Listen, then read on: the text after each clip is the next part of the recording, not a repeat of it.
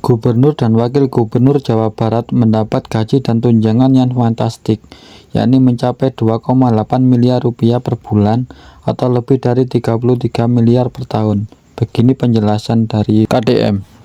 Hari ini banyak yang membicarakan tentang penghasilan Gubernur Jawa Barat.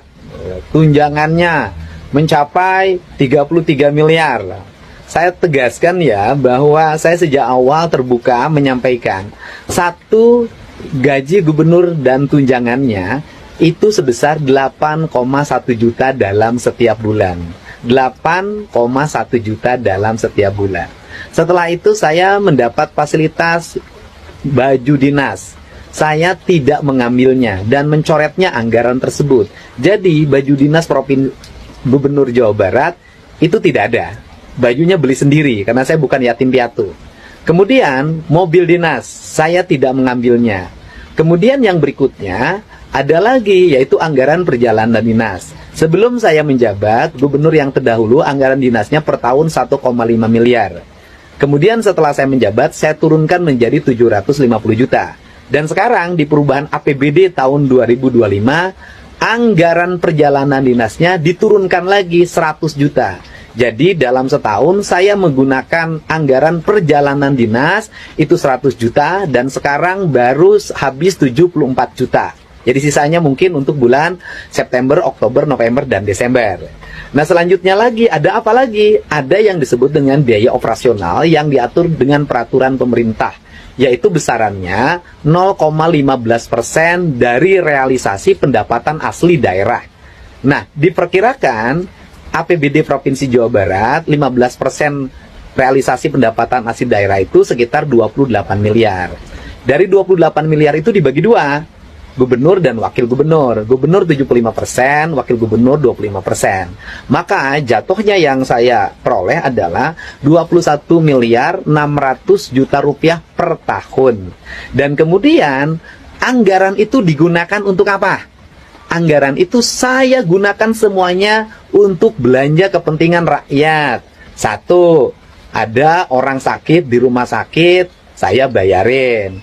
Ada orang sakit tidak punya biaya operasional selama keluarganya sakit di rumah sakit, biaya angkutannya saya bayarin. Ada sekolah-sekolah yang perlu tambahan untuk ngecat, saya beri. Kemudian ada orang yang rumahnya roboh, saya kasih. Ada jalan-jalan desa yang jelek, saya bantu.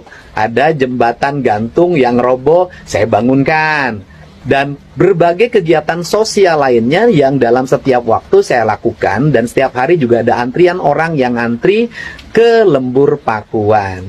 Nah, biaya operasional ini semuanya diperuntukkan untuk kepentingan masyarakat. Tidak saya mengambilnya untuk kepentingan pribadi saya. Nah, selanjutnya, apakah Kang Deddy bersedia biaya operasionalnya dihapus? Saya nyatakan saya bersedia.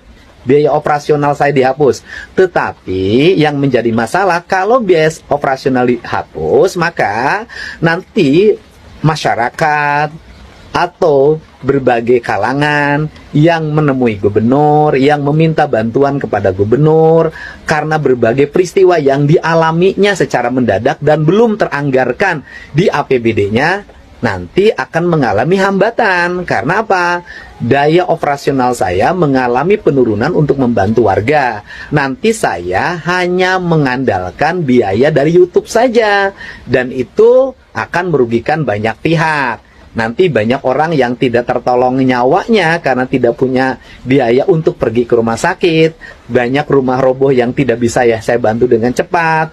Ketika bencana alam saya tidak bisa dengan cepat memobilisasi kekuatan material untuk menolong banyak orang.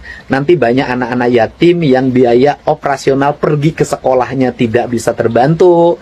Nah, ini saja beratnya. Tetapi secara personality saya nggak ada masalah apapun. Kalau memang itu sebuah keharusan, harus dihapuskan. Nah, tetapi yang akan dirugikan bukan saya dan keluarga. Yang akan dirugikan adalah masyarakat yang semestinya mendapat bantuan, nanti akan mengalami hambatan. Karena apa? Karena berbagai kegiatan yang terjadi di masyarakat, apabila tidak teranggarkan sebelumnya di APBD, tidak bisa dibantu.